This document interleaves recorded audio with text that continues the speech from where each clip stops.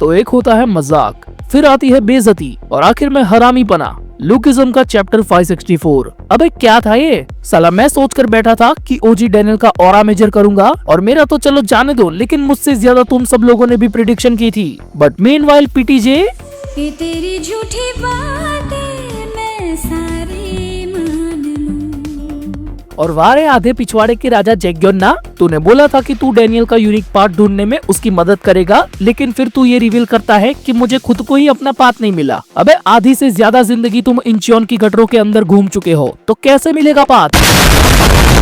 Emotional damn it! और मुझे ये अच्छे से पता है कि इन सारी चीजों के बावजूद भी सब लोग जेक किम को कोस रहे हैं। क्यों? क्योंकि पहले तो उसने डैनियल का साथ नहीं दिया और ऊपर से उसने हमारी फूल को भी दबोच लिया। लेकिन मुझे उसके एक्शन जरा से भी गलत नहीं लगे। I mean, वो अपने अलायंस के लिए यूजे शियोन का पावर चाहता है, तो इसमें गलत क्या है? उसे ये चीज काफी अच्छे से पता है कि आने वाले बिग वॉर के लिए उसे पैसा और पावर दोनों चीजें चाहिए, और वो उसको इन स्पीड के फकीरों के पास से थोड़ी ना मिलेगी। इधर आते ही इन लोग ने इसका पैसा चुरा लिया था, तो फूल को दबोच कर वो वसूल भी हो गया और उसे डार्क क्रोकोडाइल सोसाइटी को सौंप कर उसने लॉयल्टी भी प्रूव कर ली कि हाँ भाई, हम लोग तुम्हारे साथ अलायंस बना रहे हैं। अब भले ही तुम लोग नीम का पत्ता कड़वा है और जेक किम ऐसा बोलो, लेकिन मेरे हिसाब से तो उसने जो इस हालात में किया वो बिल्कुल सही था। अब बात करूं डैनियल की, तो उसने भी इस इंटेंस सिचुएशन के अंदर जो कुछ भी किया वो बिल्कुल सही था, क्योंकि पहली बात कि वो एक ऐसे अपोनेंट के सामने था जिसके बारे में उसे ज्यादा जानकारी नहीं थी, और ये बात वो यूजे शियोन के एक दो रैपट में समझ गया कि इसने भी उसी किंग से ट्रेनिंग ली है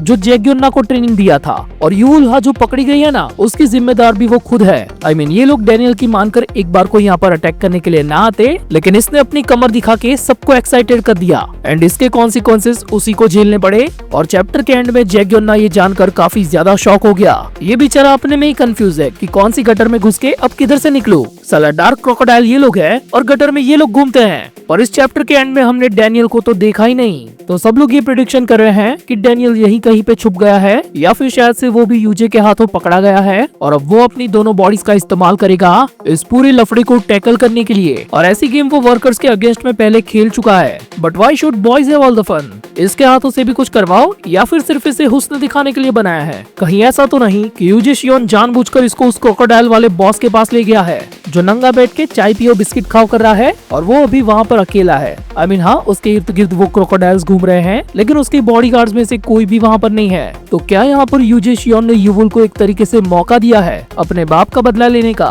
वेल, जब से ये बात बाहर आई है कि यूजे शियोन एक गुड गाय हो सकता है, तब से ऐसी प्रेडिक्शंस को काफी ज्यादा हवा मिल रही है। तो इन सारे मामलों में आखिर आपकी क्या ओपिनियन है, ये प्लीज मुझे बताना। और दिल दुखाने वाली कोई बात नहीं है, मैं भी बहुत सारी प्रेडिक्शंस करता हूँ, कई बार तुक्का लगाता हूँ, उसमें से कई बार 0.69% चीजें सच हो जाती है। तो क्या पता कि किसका तुक्का कब सही बैठ जाए। तो चलो अब बात कर लेते हैं थोड़ी बहुत डिटेलिंग्स की, जिसमें सबसे पहले डैनियल पार्क ने यूजे शियोन के अटैक को जिनरैंग के डिफेंस से रोका था। अब यहाँ पर हमें पूरा का पूरा ऐसा वाइंड पैनल नहीं दिखाया गया, लेकिन ये जिनरैंग का ही डिफेंस पोजीशन है। और सेकंड नंबर पर आती है एक ऐसी डिटेल जिसके बारे में काफी कम लोगों ने नोटिस किया है। वेल, जैग्योन्ना जब भी इंचियोन के अंदर होता है तो वो अपने हाथ में उस रिंग को नहीं पहनता जो वो यूजुअली पहना करता है। इसके लिए मैंने काफी सारे पैनल्स को चेकआउट किया, जहाँ पर मैंने ये पाया कि मोस्ट ऑफ इंचियोन के बाहर रहने पर ही वो अपने हाथ में इस रिंग को पहनता है। और कल ही किसी एक सब्सक्राइबर ने मुझे कमेंट करके बताया था कि डार्क क्रोकोडाइल सोसाइटी का जो बॉस है, उसके पास जो सिगार कट करने का वो जो लॉकेट है ना, उसने पास्ट में उससे ही जैग्योन्ना की एक फिंगर काटी होगी।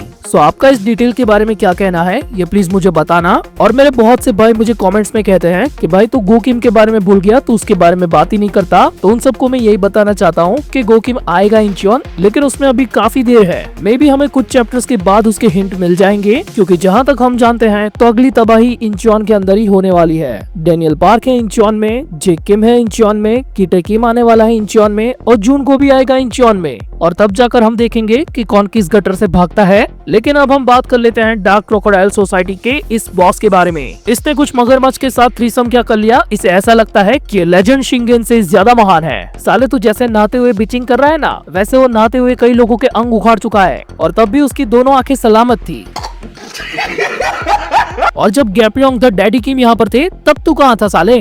थोड़ा सा सरवाइव क्या कर लिए तो फैलते हुए ज्ञान फैलने लगे। और जाते जाते यही कहना चाहूंगा कि जो लोग ऐसे नंगी एंट्री मारते हैं उनके साथ आगे चल के क्या होता है ये हम सब जानते हैं। और इसका थोबड़ा देखकर तो मैं चाहता ही हूँ कि इसके साथ ऐसा हो तो आप भी अपनी तरफ से थोड़ी सी गालियां इस पे बरसा देना और बाकी की चीज आधा ठाकुर संभाल लेगा। तेरी सूरत आँखों